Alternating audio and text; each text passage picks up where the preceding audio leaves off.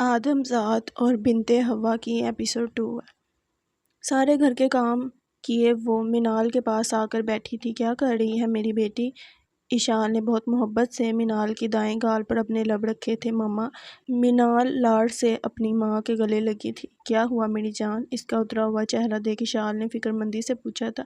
کل اسکول میں خواتین کے حقوق پر ایک چھوٹا سا فنکشن ہے اور مجھے ٹیچر نے جو موضوع دیا ہے وہ بنت حوا ہے۔ اس کا چہرہ ابھی بھی اترا ہوا تھا۔ تو اس میں کیا مسئلہ ہے؟ ایشان نے منال کو خود سے لگائے پوچھا تھا۔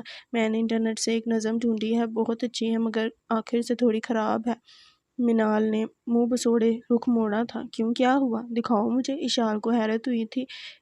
رکے میں آپ کو پڑھ کر سناتی ہوں۔ وہ فوراً ایکسائٹیڈ ہوئی تھی۔ اپنی نوٹ بک اٹھائے منال نے نظم پڑھنا شروع کی تھی۔ ایشان پوری طرح اس کی طرف متوجہ تھی۔ میں نے کہا آپ کی تعریف؟ وہ بولی بنت حوا ہوں میں۔ پوچھا میں نے خوبی آپ کی؟ بولی حجاب کرتی ہوں میں نے پوچھا تعلیم آپ کی؟ بولی قرآن پڑھتی ہوں میں۔ پوچھ بیٹھا میں کام اس کا؟ کہتی نماز پڑھتی ہوں میں۔ مسکرا کر کہا آمدن کیا ہے؟ بولی فلاں پاتی ہوں میں۔ تنزیہاً بولا پھر تو حور ہی ہو۔ کہتی والدین کا غرور ہوں میں۔ صبغہ احمد۔ نظم ختم کیے اس نے سوالیہ نظروں سے اپنی ماں کی طرف دیکھا۔ اس میں کیا مسئلہ ہے بیٹا؟ ایشان باقی نہیں سمجھ سکی تھی۔ اف مما، آپ نے غور سے نہیں سنی نا؟ منال نے معصومیت سے اپنا سر پیٹا تھا۔ مما آخر پر دیکھے نا، لکھا ہوا ہے کہ والدین کا غرور ہوں میں۔ یہ تو غلط لکھا ہے۔ کیا مطلب؟ ایشان کا دماغ کافی الجھ چکا تھا۔ مطلب یہ کہ میں غرور تھوڑی ہوں، میں تو بوجھ ہوں نا۔ ایشان نے ایک جھٹکے سے اپنی 7 سالہ بیٹی کی جانب دیکھا تھا۔ منال، وہ تڑپ اٹھی تھی۔ کس نے کہا آپ سے یہ؟ اسے شانوں سے تھامے وہ رو دی تھی۔ دادی نے۔ ایشان نے سختی سے آنکھیں میچی تھی۔ مما میں آخر پہ غرور کی جگہ بوجھ لکھ لوں؟ اس کی اس معصومیت بڑے انداز پر ایشان اپنا ضبط کھوئے چہرے کو ہاتھوں میں چھپائے پھوٹ پھوٹ کر رو دی تھی۔ مما آپ پلیز مت روئیں۔ وہ اپنی ماں سے لپٹی تھی۔ میری بیٹی بوجھ نہیں ہے، میری منال بوجھ نہیں ہے۔ ان کے چہرے کے ہر ایک نقش کو چومتے ایشان نے جیسے خود کو یقین دلایا تھا۔ نہیں مما میں بوجھ ہوں۔ اب آپ دیکھیں نا، پوری زندگی بابا مجھے پڑھائیں گے اور لکھائیں گے اور پھر میری شادی میں اتنا سارا جہیز بھی دیں گے۔ اگر میری جگہ بیٹا ہوتا تو وہ بابا کا سہارا بنتا، لیکن میں تو صرف بوجھ ہوں۔ منال کی باتوں نے اسے بری طرح جھنجھوڑ کر رکھا تھا اور سرخ آنکھوں سے وہ اٹھی تھی۔ خود تو وہ ہر چیز برداشت کر سکتی تھی مگر اپنی بیٹی کے بارے میں اس قسم کی گفتگو ہرگز نہیں۔ پھپھو آپ کو جو بھی کہنا ہوتا ہے مجھے کہیں، مگر پلیز میری بیٹی کو اس سب میں مت گھسیٹیں۔ اپنی سانس کمرے میں داخل ہوتے وہ پھٹ پڑی تھی۔ او بی بی، یہ کس لہجے میں بات کری ہوئی کہ تمہاری اس بہن نے پٹیاں پر آ کر بھیجا ہوگا۔ ایشان کا یہ انداز انہیں ایک آنکھ نہ پایا تھا۔ پھپھو پلیز، آج کے بعد میری بیٹی کو دوبارہ بوجھ مت کہیں گا۔ وہ معصوم ہے، اس کے چھوٹے سے ذہن میں یہ سب مت ڈالیں۔ ایشان نے ہاتھ جوڑے منت کی تھی، جس پر ساجدہ بیگم نے نفرت سے منہ موڑا تھا۔ یہ کہہ کر وہ رکی نہیں تھی بلکہ شکست خور حالت میں باہر آئی تھی۔ کچن میں آتے اس نے اپنے ہاتھوں سے اپنی سسکیوں کا گلا گھونٹا تھا۔ پورے دن کا تھکا ہارا وہ گھر میں داخل ہوا تھا۔ لاؤنج میں داخل ہوتے ہی سب سے پہلے اس کی نظر اپنی ماں پر پڑی تھی جو کہ سر پکڑے بیٹھی تھی۔ ساجدہ بیگم کے گھر کے حالات ایشان کے گھر کے حالات سے کافی خراب تھے۔ ملک صاحب وقتاً فوقتاً ان کی مدد کرتے رہتے تھے مگر ملک صاحب کی وفات اور ان کی وفات کے بعد جعفر کی اچھی جگہ نوکری سے سب تبدیل ہو چکا تھا۔ ہلکے جامنی رنگ کی شرٹ کے اوپر سے ٹائی پہنے، کالے گھنے بالوں کو اچھے سے سیٹ کیے، اوپر سے کالی سیاہ بڑی آنکھیں، وہ اچھا خاصا ہینڈسم دکھتا تھا۔ کیا ہوا اماں؟ اس کے چہرے سے صاف تھکاوٹ جھلک رہی تھی۔ چھوٹے سے لاؤنج کو بہت خوبصورتی سے سجایا گیا تھا۔ سامنے میز پر گلدان میں تازہ پھول کھلے تھے۔ صوفے کافی پرانے تھے مگر ان پر صاف ستھرے اور نفیس کور چڑھائے گئے تھے۔ ہر ایک چیز ایشان کے سگر پن کا منہ بولتا ثبوت تھی۔ کچھ نہیں، بس ایسے ہی۔ سر پر دوپٹہ باندھے انہوں نے بگڑے زاویوں سے کہا تھا۔ طبیعت ٹھیک ہے؟ وہ فکر مند ہوا تھا۔ ہاں ٹھیک ہی ہوں، بس اب تو عادت ہی ہو گئی ہے سب کی۔ کس سب کی؟ تیری بیوی کی بد زبانی کی۔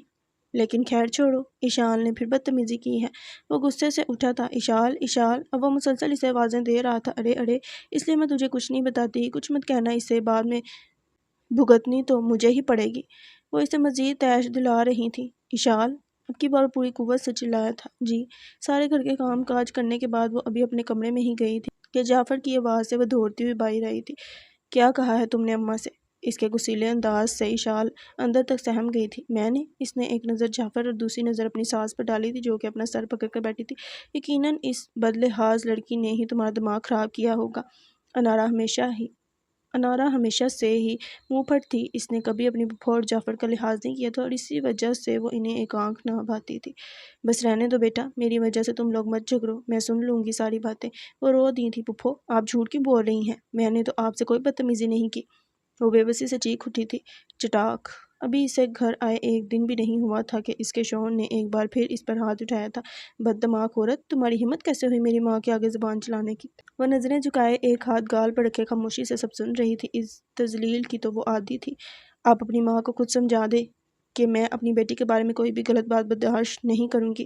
نہ جانے یہ ہمت اس میں کہاں سے آئی تھی، مگر آج وہ خاموش نہ رہ سکی تھی۔ یہ ہمت ایک بیوی نے نہیں بلکہ ایک ماں نے دکھائی تھی۔ زبان چلا رہی ہو؟ غصے سے پاگل ہوتے جعفر نے اب پے در پے اشال پر تھپڑوں کی برسات کی تھی۔ تمہاری عقل تو میں ٹھکانے لگاتا ہوں، کہتے ساتھ ہی وہ اشال کو بالوں سے دبوچے کمرے میں لے گیا تھا۔ آدھے گھنٹے تک بند دروازے کے پیچھے سے اشال کے چیخنے چلانے کی آواز آتی رہی تھی۔ ایک کونے میں ڈری سہمی کھڑی روتے ہوئے مینال چپ چاپ اپنی ماں کی چیخو پکار سن رہی تھی۔ رات کے 1 بج رہے تھے۔ وہ کھلی آنکھوں سے بستر پر لیٹی چھت کو گھور رہی تھی۔ جعفر بستر کی دوسری طرف گہری نیند میں سو رہا تھا۔ جعفر کا گھر بھی اشال کے گھر کی طرح چھوٹا اور بوسیدہ ہی تھا، مگر اس کی اچھی جگہ نوکری کے بعد اس کے گھر کی حالت کافی حد تک سدھر چکی تھی۔ گھر میں کل ملا کر 4 کمرے تھے۔ سامنے والا کمرہ اشال کی ساس کا تھا، پھر اس کے بعد اشال اور جعفر کا کمرہ تھا اور ایک کمرہ خصوصی مہمانوں کے لیے خالی رکھا تھا، اور بالکل اس کے ساتھ ایک کونے میں چھوٹا سا کمرہ مینال کے زیر استعمال تھا۔ اگر 1 سال کے اندر اندر تم نے مجھے بیٹا نہیں دیا تو میں دوسری شادی کر لوں گا۔ جعفر کے کہے یہ الفاظ توڑے کی مانند اس کے کانوں میں بج رہے تھے۔ آئندہ میری ماں کے آگے زبان مت چلانا۔ اگر اپنی ماں اور بیوی میں سے مجھے کسی ایک کو چننا پڑا تو میں اپنی ماں کو چنوں گا، کیونکہ بیوی تو اور بھی آ سکتی ہے مگر ماں ایک ہی ہوتی ہے جس کے قدموں تلے جنت ہوتی ہے۔ وہ ایک دم سے بیٹھی تھی، اب ننگے پیر وہ بستر سے اٹھی تھی۔ پورے کمرے میں لیمپ کی مدھم سی روشنی تھی، نیچے زمین پر کارپیٹ بچھا ہوا تھا۔ وہ غائب دماغی کی حالت میں قدم آگے بڑھا گئی تھی۔ آئینے کے سامنے اس کے قدم رکے تھے۔ ڈریسنگ ٹیبل پر اس کے میک اپ کا سامان اور چوڑیاں سجی ہوئی تھیں۔ اشال نے آہستگی سے ہر ایک چیز کو چھو کر دیکھا تھا۔ اسے تو یاد بھی نہیں تھا کہ آخری بار اس نے کب یہ سب استعمال کیا تھا۔ اب اس نے سوجی آنکھوں سے آئینے میں اپنا عکس دیکھا تھا۔ اب وہ اپنے چہرے کے ہر ایک عضو کو چھو کر دیکھ رہی تھی۔ اشال نے آہستگی سے اپنا ہاتھ ماتھے پر رکھا تھا جہاں نیل کا نشان تھا، پھر اس نے اپنی آنکھوں کو چھوا تھا جس کے گرد حلقے پڑے تھے، ایسے جیسے وہ صدیوں کی جاگی ہوئی ہو۔ کیا ایسے مل جاتی ہے جنت؟ اپنے پھٹے ہوئے ہونٹ پر ہاتھ رکھے اس کے دل کے کسی کونے سے آواز آئی تھی۔ یہ وہ سوال تھا جو اکثر اس کے ذہن میں آتا رہتا تھا، مگر جواب وہ کبھی تلاش نہیں کر سکی تھی۔ فریج سے گوشت نکالے اس نے اب مسالہ بنایا تھا۔ ہونٹوں پر مدھم مگر دل فریب مسکراہٹ تھی۔ ٹی پنک کلر کے سوٹ میں ملبوس آدھے بالوں کو کیچر میں جکڑے وہ بہت محبت سے کھانا بنا رہی تھی۔ منظر کراچی کے ڈیفنس میں فیس 4 میں موجود ایک فرنش اور خوبصورت فلیٹ کا تھا، جو کہ 2 کمروں، ایک بیٹھک لاؤنج اور کچن پر مشتمل تھا۔ مسالے خوشبو اپنے اندر اتارتی اس کی سبز کانچ آنکھیں مسکرائی تھیں۔ چاول بھگوتے وہ دل فریبی سے گنگنا رہی تھی۔ گھنٹی کی آواز سے اس کی سبز کانچ آنکھوں میں حیرت در آئی تھی۔ کہاں تھی کب سے گھنٹی بجا رہا ہوں؟ اس کی دروازہ کھولتے وہ اس پر چڑھ دوڑا تھا۔ وہ میں اس کا غصیلا انداز دیکھ وہ فوراً گھبرا گئی تھی۔ کیا ہے یہ سب؟ لاؤنج میں داخل ہوتے سامنے میز پر پڑے کپ کو دیکھے اس کے تیور مزید بگڑ گئے تھے۔ آخر کرتی ہی کیا ہو تم عورتیں سارا دن؟ وہ نظریں جھکا گئی تھی۔ کھانا لگاؤ، حکم دیتے کیپ اتار کر ایک سائڈ پر رکھے وہ صوفے پر ڈھہ گیا تھا۔ وہ تو نہیں بنا ابھی، وہ منمنائی تھی جبکہ اس کی یہ منمناہٹ سنے اس کا غصہ سوے نیزے پر پہنچا تھا۔ صبح سے بھوکا پھر رہا ہوں لیکن یہاں تو کسی کو کوئی احساس ہی نہیں ہے۔ کیسے بنے گا کھانا؟ پہلے تم آرام تو کر لو۔ داڑیاں نے سختی سے لب بھینچے تھے۔ انسان گھر آتا ہے کہ اسے 2 پل سکون کے میسر ہوں، مگر یہاں تو کسی کو کوئی پرواہ ہی نہیں ہے۔ مگر داڑیاں چپ چاپ خاموشی سے سر جھکائے اس کی کہی گئی ہر ایک تلخ بات کو شہد کے گھونٹ کی طرح پی رہی تھی۔ اب وہ اس سے کیا کہتی کہ کھانا تو روز ہی وقت پر بنتا ہے۔ وہ خود آج وقت سے پہلے گھر آ گیا تھا۔ اب چپ کیوں ہو؟ بولو بھی۔ اسے خاموش کھڑا دیکھ زارون نے غصے سے کہا تھا، مگر داڑیاں میں کچھ بھی کہنے کی ہمت نہیں رہی تھی۔ اگلے 10 منٹ تک وہ سر جھکائے خاموشی سے ساری باتیں سنتی رہی تھی۔ آخرکار وہ خود ہی بول بول کے تھک کر غصے سے کمرے کی جانب بڑھا تھا۔ اس کے جانے کے بعد اپنے منہ پر سختی سے ہاتھ رکھے داڑیاں نے اپنی سسکیوں کی آواز کو دبایا تھا۔ وہ روتے ہوئے وہیں صوفے پر بیٹھ گئی تھی۔ اس کا سارا وجود کپ کپا رہا تھا۔ کچھ دیر وہاں بیٹھے رہنے کے بعد وہ بدقت اٹھ کر کچن میں گئی تھی۔ بے دردی سے اپنے آنسو پونچھتے وہ ایک بار پھر کھانا بنانے میں جٹ گئی تھی۔ شادی کرو گی مجھ سے؟ سلاد بناتے اسے زارون کی کہی گئی ہر ایک بات یاد آئی تھی۔ تم مجھے ایک کانچ کی گڑیا لگتی ہو داڑیاں۔ آنکھوں میں پانی آنے کی وجہ سے وہ اپنی انگلی کاٹ چکی تھی۔ درد کا احساس ہوتے ہی واپس ہوش کی دنیا میں آئی تھی۔ اپنا ہاتھ دھونے کے بعد اب اس نے قدم کمرے کی جانب بڑھائے تو بستر پر اونتے منہ سویا ہوا تھا۔ اسے دیکھ وہ اداسی سے مسکرا دی تھی۔ شاید وہ بہت زیادہ تھکا ہوا تھا، جس کی وجہ سے اس نے یونیفارم تک تبدیل نہیں کیا تھا۔ داڑیاں بہت آہستگی سے اس تک آئی تھی اور اس نے بہت محبت سے اس کی پیشانی پر بکھرے بال ہٹائے تھے۔ اب وہ وہاں سے اٹھ کر اس کے پیروں تک آئی تھی، بہت آرام سے اس کے جوتے اتارے اور لائٹ آف کیے کمرے سے باہر چلی گئی تھی۔ گھڑی کی چلتی سوئیوں کی آواز مسلسل اس کے کانوں میں گونج رہی تھی۔ سفید رنگ کی شرٹ میں ملبوس، نیلے رنگ کی جینز پہنے، اوپری 2 بٹن کھولے، آنکھیں بند کیے وہ کب سے صوفے کی پشت سے سر ٹکائے بیٹھا تھا۔ ہلکی بڑی ہوئی شیو اور آنکھوں کے گرد سیاہ حلقے اس کے اضطراب کی عکاسی کر رہے تھے۔ ٹھیک 11 بجے فلیٹ کے دروازے کا نوب گھومنے کی آواز آئی تھی۔ اس نے پٹ سے آنکھیں کھولی تھی، مگر اگلے لمحے وہ واپس آنکھیں موند گیا تھا۔ پورے فلیٹ میں ہیل کی ٹک ٹک کی آواز گونجی تھی۔ تم سوئے نہیں ابھی تک؟ ہیل کی ٹک ٹک کی آواز ایک دم ہی رکی تھی۔ کچھ پوچھا ہے میں نے؟ ایک بار پھر وہی نسوانی آواز سنتے اس نے مجبوراً آنکھیں کھول دی تھیں۔ اب سرخ آنکھوں سے اس نے سامنے کھڑی لڑکی کی طرف دیکھا تھا، جینز ٹاپ میں ملبوس، ہلکے سے میک اپ کے ساتھ کھلے ہوئے بال اور برہنہ ہوتے بازو اسے مزید تیش دلا گئے تھے۔ کہاں گئی تھی؟ کھڑے ہوتے ساتھ ہی وہ دہاڑا تھا، یہ کس لہجے میں بات کر رہے ہو تم مجھ سے؟ سانولی رنگت کو مختلف پیچو خم سے خوبصورت بنائے وہ بھی چیخ اٹھی تھی، اسی لہجے میں جس لہجے میں مجھے تم سے بات کرنی چاہیے۔ رات کے 11 بج رہے ہیں اور تم اب گھر آ رہی ہو؟ ہاں تو صرف 11 ہی تو بج رہے ہیں، کون سا ساری رات گزر گئی ہے؟ انداز بے حد لاپرواہ تھا۔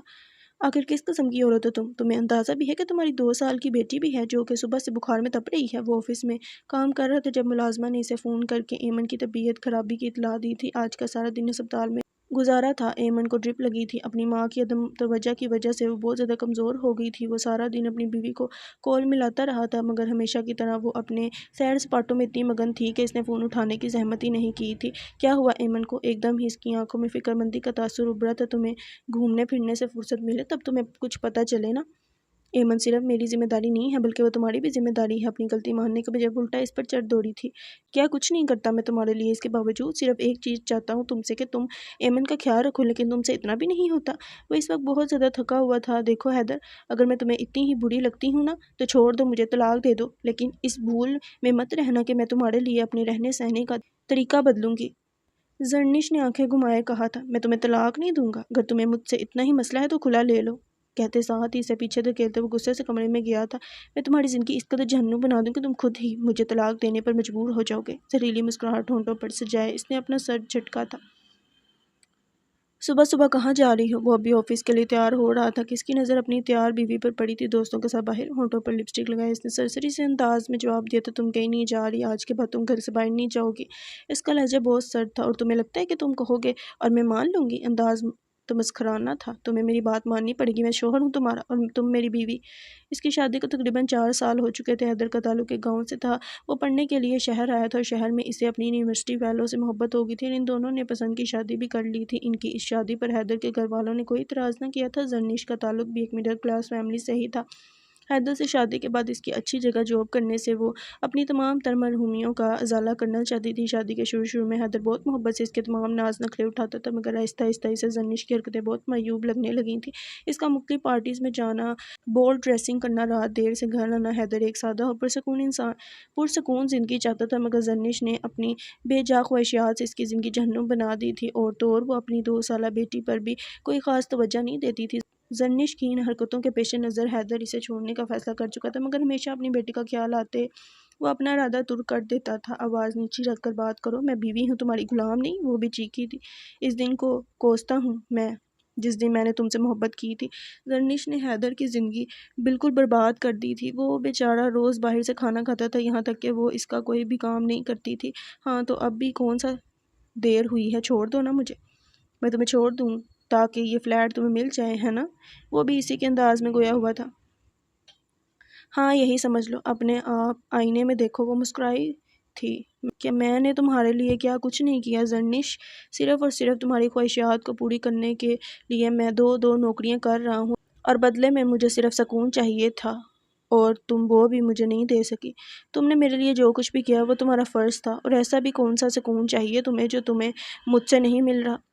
ایک پرسکون گھرانے کا سکون۔ لیکن خیر چھوڑو، تم سے مجھے اب کوئی امید نہیں ہے۔ فی الحال میں بس اتنا چاہتا ہوں کہ تم ایمن کا خیال رکھو۔ حیدر نے اپنا لہجہ نہایت دھیما رکھا ہوا تھا۔ وہ اس روز روز کی لڑائی جھگڑے سے تنگ آ چکا تھا۔ ہاں تو رکھ تو رہی ہوں میں اس کا خیال۔ ایک آخری نظر آئینے میں خود کو دیکھ کر اب اس نے اپنا بیگ اٹھایا تھا۔ تمہیں شرم نہیں آتی ہے سب کچھ پہن کر باہر جاتے ہوئے؟ اس کا چست اور بے باک لباس دیکھ حیدر نے بے بسی سے کہا تھا۔ نہیں، یہ سب فیشن ہے، لیکن خیر تمہیں کیا پتہ اس سب کے بارے میں؟ وہ جن لوگوں میں اٹھ بیٹھ رہی تھی وہ الرٹ کلاس سے تعلق رکھتے تھے۔ ان سب جیسا بننے کے چکر میں اس نے اپنا گھر تقریباً تباہ کر لیا تھا۔ تم آج باہر نہیں جاؤ گی۔ کل سارا دن ایمن ہسپتال میں رہی تھی، جس وجہ سے وہ بہت زیادہ فکر مند رہا تھا، اور آج آفس سے چھٹی ملنا ناممکن تھا، جس وجہ سے وہ چاہتا تھا کہ زرنش ایمن کے پاس رکے۔ کیوں؟ وہ چلائی تھی۔ اگر تم چاہتی ہو کہ میں اسی طرح تمہاری بے جا خواہشات پوری کرتا رہوں تو تمہیں میری بات ماننی پڑے گی، سخت لہجے میں کہتا وہ کمرے سے باہر گیا تھا۔ اس کی اس دھمکی سے وہ تلملا کر رہ گئی تھی۔ وہ پریشانی کی حالت میں باہر ایک ڈھابے پر بیٹھا چائے پی رہا تھا۔ یہ اس کا روز کا معمول تھا۔ ناشتے کے نام پر وہ بس چائے ہی پیتا تھا، اور دوپہر اور رات کا کھانا وہ باہر ہی کھاتا تھا، کیونکہ زرنش نے کبھی گھر پر کھانا بنانے کی زحمت نہ کی تھی۔ بہت مشکلوں سے اس نے اپنی بیٹی کا خیال رکھنے کے لیے ایک ملازمہ رکھی تھی، جو کہ سارا دن ایمن کا خیال رکھتی تھی۔ کچھ دیر وہ خالی نظروں سے آتی جاتی گاڑیوں کو دیکھتا رہا۔ اس کی آنکھیں بالکل ویران اور خالی تھیں۔ ریڈیو پر امجد اسلام امجد کی ایک غزل چل رہی تھی۔ وہ بالکل اس میں کھو چکا تھا۔ اف، مہینے کا آخر چل رہا ہے اور قرض بھی ادا کرنا ہے۔ اس نے بے اختیار اپنی پیشانی پر ہاتھ پھیرا تھا۔ اس کی دو بہنیں ابھی کنواری تھیں، جن کے جہیز کی ذمہ داری اسی کے سر پر تھی، اور گاؤں میں بوڑھے بیمار ماں باپ بھی تھے، جن کا خرچہ ہر مہینے وہ ہی بھیجتا تھا، اور اوپر سے زرنش کی گاڑی کی فرمائش پر اس نے انسٹالمنٹ پر گاڑی تو لے لی تھی، مگر اب ہر ماہ قسط ادا کرنا اس کے لیے بہت مشکل تھا۔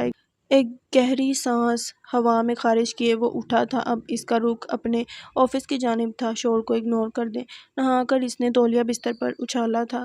اب اس کا رخ باہر لاؤنج کی طرف تھا۔ لاؤنج میں داخل ہوتے ہی ایک خوشگوار خوشبو اس کے نتھوں سے ٹکرائی تھی۔ تیز پرفیوم کی خوشبو اپنے اندر اتارتے وہ مسکرایا دیا تھا۔ اس نے نظر اٹھا کر اپنے ارد گرد دیکھا تو گھر بالکل چمک رہا تھا۔ پیشانی پر بکھرے گیلے بالوں کو سائڈ پر کیے وہ آہستگی سے صوفے تک آیا تھا۔ نیلے رنگ کی فراک میں ملبوس ڈارک پنک لپسٹک لگائے، بالوں کو کھلا چھوڑے اور ہاتھوں میں ایک عدد انگوٹھی پہنے وہ بہت انمناک سے LED کی جانب دیکھ رہی تھی، اور اس کے قریب بیٹھتے اس نے اپنے بازو داڑھی کے گرد پھیلائے تھے۔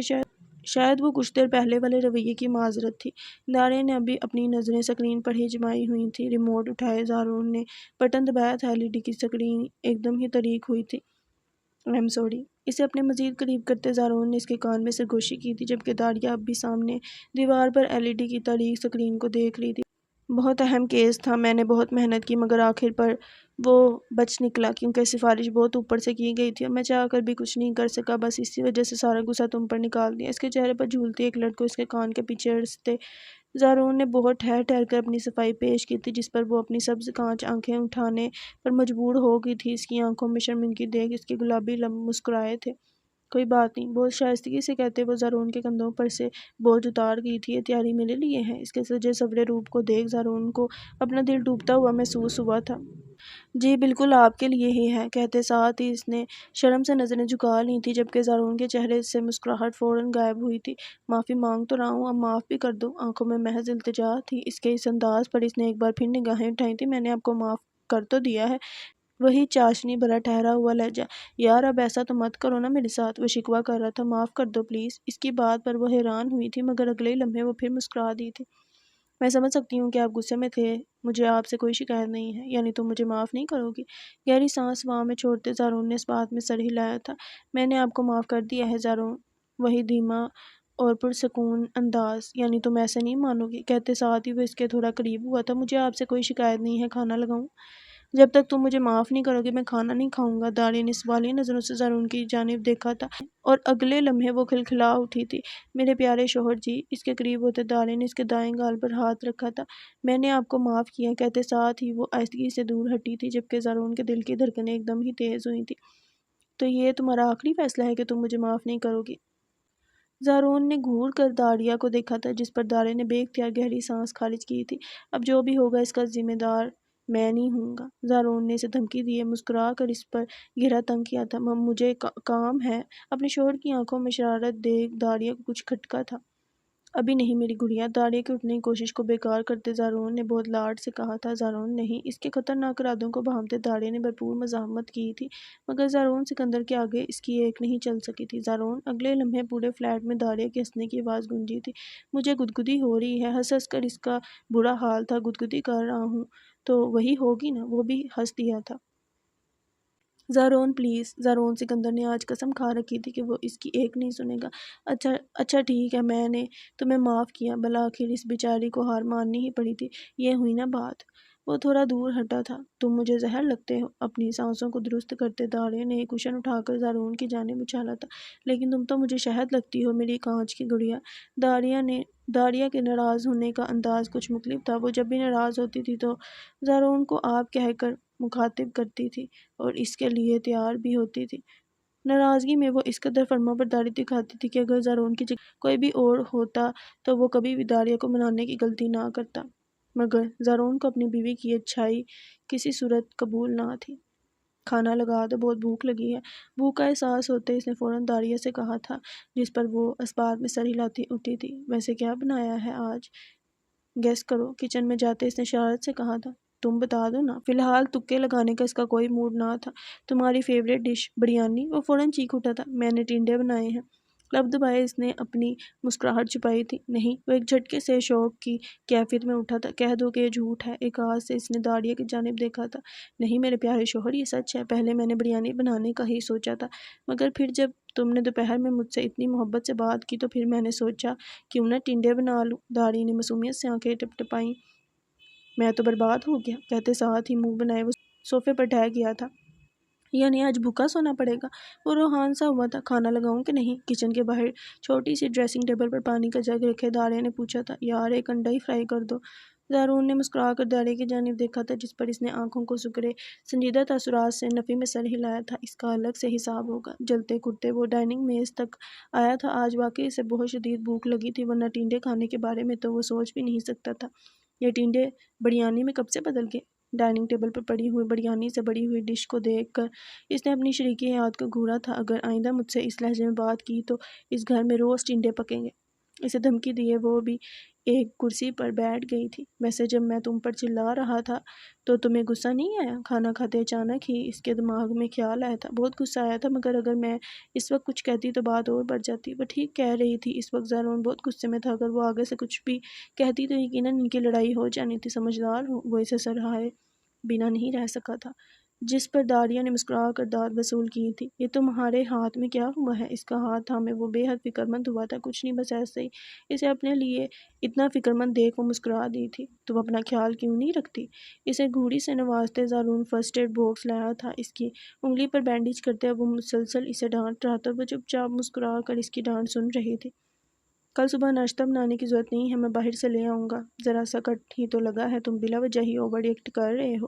اب وہ خفا ہوئی تھی۔ اوور ری ایکٹ نہیں کر رہا، فکر کر رہا ہوں، دھیمے مگر محبت بڑے انداز میں گویا ہوا تھا۔ میں ناشتہ بنا لوں گی۔ وہ بھی اسی کے انداز میں گویا ہوئی تھی۔ ٹھیک ہے، مگر آگے سے خیال رکھنا۔ اپنائیت سے اس کی گال تھپتھپاتے وہ اٹھا تھا، پھر کسی خیال کے تحت وہ واپس مڑا تھا۔ میرے جوتے تم نے اتارے تھے؟ نہیں، سامنے والی رضیہ آنٹی نے، داڑیا نے ترک کر جواب دیا تھا۔ اچھا پھر ٹھیک ہے، میں سمجھا تم نے اتارے ہیں۔ وہ کافی ریلیکس ہوا تھا۔ اس گھر میں میرے علاوہ کوئی اور ہے جو تم یہ سوال پوچھ رہے ہو؟ میں چاہے سارا دن جوتے پہن کر سویا رہوں، تم دوبارہ میرے جوتے نہیں اتارو گی؟ وہ اکثر جوتے پہنے سو جاتا تھا اور داڑیا ایسے ہی اس کے جوتے اتارتی تھی۔ زارون کو اس کی یہ حرکت ایک آنکھ نہ بھاتی تھی۔ اچھا، اس نے ہمیشہ کی طرح وہی جواب دیا تھا۔ زارون کمرے میں جاتے گیلا ٹاول بستر پر دیکھ داڑیا نے چلا کر اسے پکارا تھا۔ 3 سال ہو گئے ہیں ہماری شادی کو، لیکن تم ابھی تک نہیں سدھرے۔ غصے سے باہر آتے داڑیا نے اس کے منہ پر تولیہ دے مارا تھا۔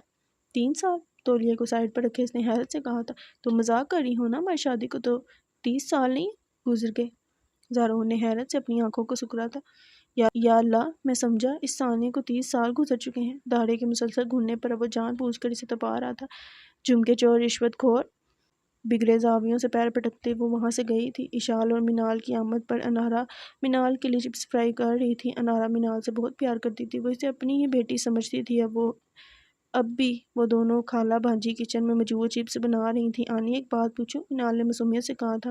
ہاں میری جان پوچھو۔ منال کو دیکھ کر انارا کی آنکھوں میں ہمیشہ ہی پیار امڑ آتا تھا۔ یہ اچھی پھپھو کہاں ملتی ہیں؟ اسے اپنی دونوں پھپھیاں ہی زہر لگتی تھیں۔ وجہ ان دونوں کا رویہ تھا۔ وہ چاہتی تھی کہ بس کسی طرح اپنی پھپھیوں کو تبدیل کر آئے اور کہیں سے اچھی پھپھیاں لے آئے۔ اچھی پھپھو صرف اور صرف نمل میں ہی ملتی ہیں۔ وہ تو خود اپنی پھپھی سے بہت تنگ تھی، اور اوپر سے ساجدہ بیگم کا اشال کے ساتھ اس جارحانہ رویے نے اسے مزید ان سے بدظن کر دیا تھا۔ یہ کون سی جگہ ہے؟ اس نے تو آج تک ایسی جگہ ایسی کسی جگہ کا نام نہیں سنا تھا۔ یہ دنیا کی سب سے خوبصورت جگہ، فرضی مگر بے حد حسین جگہ۔ فرائض کو تیل سے نکالتے وہ دل فریبی سے مسکرائی تھی، جس پر مینال نے منہ بنائے آنکھیں گھمائی تھیں، یعنی انارا کی بات اس کے سر کے اوپر سے گزری تھی۔ انارا چادر لے لو، ہمیں ڈاکٹر کے پاس جانا ہے۔ کچن میں داخل ہوتے ایشان نے اسے یاد دہانی کروائی تھی۔ ہاں ہاں چلتے ہیں۔ مینال کو پلیٹ تھمائے اس نے ہاتھ جھاڑے تھے۔ چادر پہننے کے بعد وہ دونوں ہی اسپتال کے لیے روانہ ہوئی تھیں۔ آج اشال محض اسی وجہ سے میکے آئی تھی کیونکہ اسے انارا کے ساتھ اسپتال جانا تھا۔ مسز جعفر، آپ کی صحت اس بات کی اجازت نہیں دیتی کہ آپ فی الحال بیبی کا سوچیں بھی۔ میرے خیال سے آپ کو 2 سال کا وقفہ کر لینا چاہیے۔ سسرال والوں کی طرف سے اس پر اس قدر دباؤ تھا کہ بس اسے اب کسی بھی طرح بیٹا چاہیے تھا۔ ڈاکٹر صاحبہ پلیز آپ مجھے کوئی دوائی دے دیں جس سے میری صحت متاثر نہ ہو، بلکہ آپ مجھے کوئی ایسی دوائی دے دیں جس سے میرا بیٹا ہو جائے۔ آپ پڑھی لکھی لگتی ہیں مسز جعفر، پھر بھی اس قسم کی گفتگو۔ بیٹا ہو یا بیٹی کیا فرق پڑتا ہے، دونوں ہی برابر ہیں۔ ڈاکٹر کی بات پر وہ بالکل خاموش ہو گئی تھی۔ کیا یہ پریشر آپ پر آپ کے سسرال والوں شوہر کی طرف سے ہے؟ ایسے کیسز پاکستان میں بالکل عام ہیں، جس وجہ سے ڈاکٹر کو یہاں تک پہنچنے میں بالکل دشواری نہ ہوئی تھی۔ آپ کے ہسبینڈ کہاں ہیں؟ اسے خاموش دیکھ ڈاکٹر نے ایک اور سوال کیا تھا۔ وہ مصروف ہوتے ہیں، لیکن آپ فکر مت کریں، جیسا آپ نے کہا ہے ہم ویسا ہی کریں گے۔ اشال کو اٹھنے کا اشارہ کرتے انارا نے مسکرا کر کہا تھا، جس پر اشال نے بے بسی سے اس کی طرف دیکھا تھا۔ مجھے بیٹا چاہیے۔ اسپتال کے کوریڈور تک پہنچتے اشال بڑبڑائی تھی، تمہارا دماغ تو ٹھیک ہے؟ سنا نا کہ ڈاکٹر نے کیا کہا ہے؟ اس کی بڑبڑاہٹ سنتے انارا کو اپنی بڑی بہن پر شدید غصہ آیا تھا۔ مجھے کچھ نہیں پتا سوائے اس کے کہ مجھے بیٹا چاہیے۔ بیٹے کے خیال کے علاوہ اس کے دماغ میں کچھ اور آتا ہی نہیں تھا۔ یہ اللہ کے فیصلے ہوتے ہیں ایشی، اب کیا تم اللہ سے جنگ کرو گی؟ ہاں، لڑوں گی بھی اور جیتوں گی بھی۔ اشال کو لگتا تھا کہ بس ایک بار اس کا بیٹا ہو جائے گا تو سب ٹھیک ہو جائے گا، اسے اس گھر میں وہ مقام مل جائے گا جو اسے آج تک نہیں مل سکا تھا۔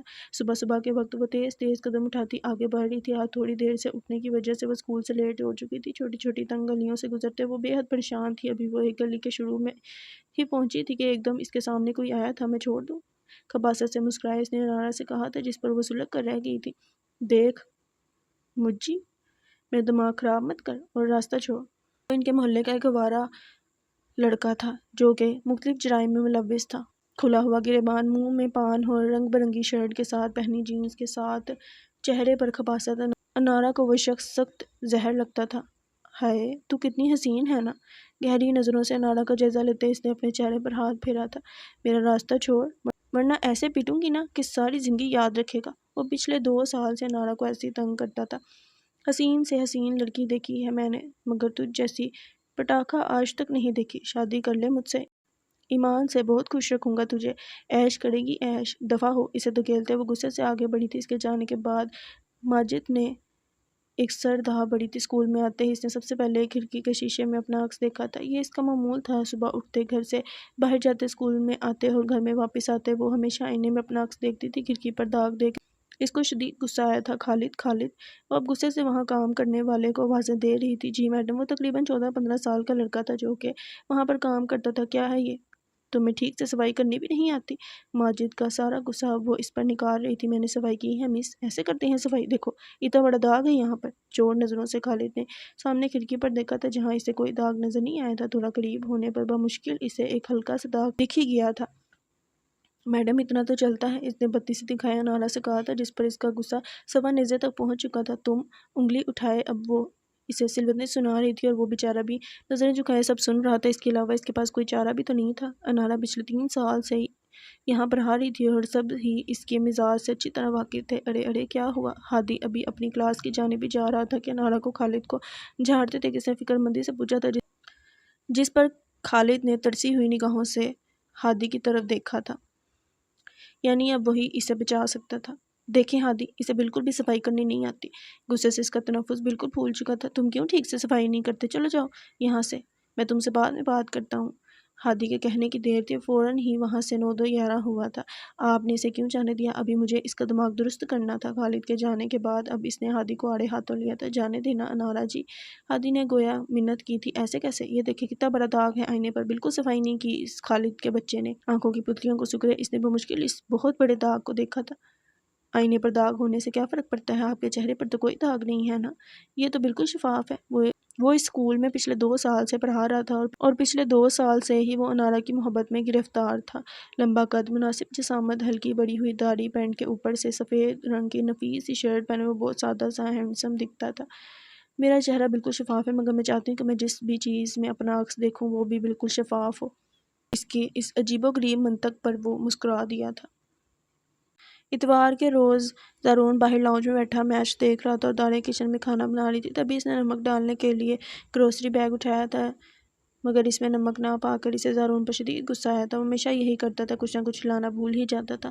زارون، نمک کہاں ہے؟ اس نے وہیں سے آواز لگائی تھی۔ او شٹ یار! پھر وکٹ گر گئی۔ وہ میچ میں اتنا مگن تھا کہ اسے کسی چیز کا ہوش ہی نہیں تھا۔ زارون! دالیا نے ایک بار پھر غصے سے اسے پکارا تھا۔ چھکا! وہ ایک بار پھر چیخا تھا۔ غصے سے سرخ چہرے کے ساتھ وہ باہر لاؤنج میں آئی تھی اور اس نے LED کا سوئچ ہی نکال دیا۔ کب سے گرمی میں کھڑے تمہارے لیے کھانا بنا رہی ہوں اور تمہیں ذرا احساس بھی نہیں ہے۔ اس کے بگڑے زاویے دیکھ زارون فوراً الرٹ ہوا تھا۔ اب آپ کھانا نمک کے بغیر کھانا۔ روتے ہوئے وہ واپس کچن میں گئی تھی اور زارون نے بے اختیار سانس اندر کھینچی تھی، یعنی وہ پھر سے ناراض ہو چکی تھی۔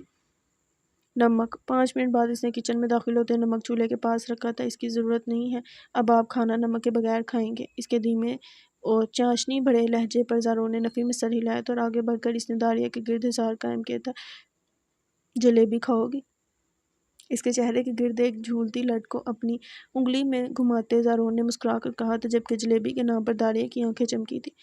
مانا کہ تم غصے میں کیوٹ لگتی ہو، مگر ہمیشہ نہیں۔ اپنی جیب سے گجرے نکالے اس نے دالیا کی کلائی تھامے بھاری بھاری اس کے دونوں ہاتھوں میں پہنائے تھے، جس پر وہ نہ چاہتے ہوئے بھی مسکرا دی تھی۔ سارا غصہ جھاگ بن کر اڑ گیا تھا۔ جلیبیاں کہاں ہیں؟ وہ اچھے سے جانتی تھی کہ وہ یقیناً ساتھ لایا ہوگا باہر لاؤنج میں، لیکن پہلے یہ بتاؤ کہ کھانا نمک کے بغیر کھلاؤ گی کیا؟ اس کا ایک ہاتھ تھامتے زارون نے گلاب کے پھولوں کی خوشبو اپنے اندر اتاری تھی۔ میں تم پر یہ ظلم کر سکتی ہوں کیا؟ وہ آپ سے پھر تم پر آئی تھی، جس پر زارون نے شکر کا کلمہ پڑھا تھا۔ کھانا بنانے کے بعد یونیفارم پریس کر دینا، آج اتوار ہے۔ شکوہ کناں نگاہوں سے اس نے زارون کو جیسے یاد دلایا تھا۔ یہ بات ایک ASP سے شادی کرنے سے پہلے سوچنی چاہیے تھی۔ اس کے انداز پر بس مسکرا ہی سکی تھی۔